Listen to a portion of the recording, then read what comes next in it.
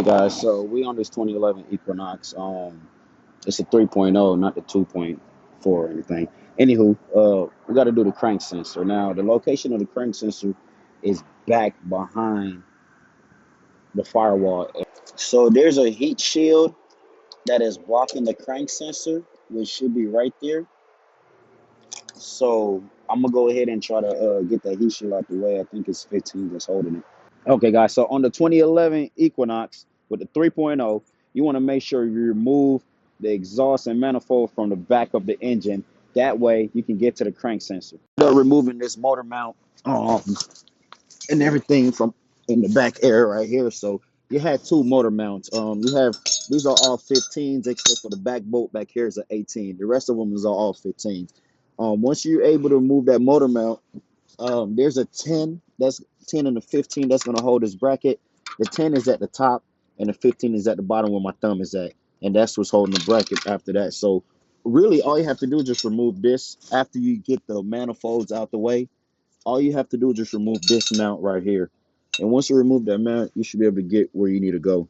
If y'all can see the crank sensor hole, it's right back here, and that was held by a 10 millimeter also. So as I stated, you got some 15s that's holding the manifolds right here, and you had another one that's being held right here on the exhaust system.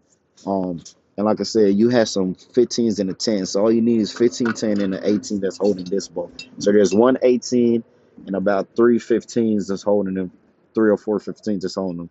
And then once you remove that, you're going to remove the heat shield. And once you remove the heat shield, you just pop the 10 off the sensor. So the same way you're gonna take this out, you want to put it back in the same exact way, man. Don't make this difficult as anything possible. This is my first one I'm doing on this car, and oh, it was crazy. I'm going from top to bottom, as y'all can see. I got the intake off over here just to make room. So I was just working with this one and seeing what's the best way to get it without removing too much, because you don't want to remove too much, man. That's another problem. So we're going to run to the store and get the new sensor now. And then picked up a standard part, so we got the new crank sensor right here. So we're going to reinstall this back now. Guys, I got the heat shield back in and the crank sensor in and plugged in. So I'm going to go ahead and put the motor mounts back and the exhaust bolt back, man. I'm going to go ahead and finish this job, but man, y'all like, subscribe, and share. I have the aftermath for you guys. All right, guys, we did get her running after jumping her and using my Jeep to jump her also, but we got her going, man. Like, subscribe, and share. I appreciate you guys. I'm out.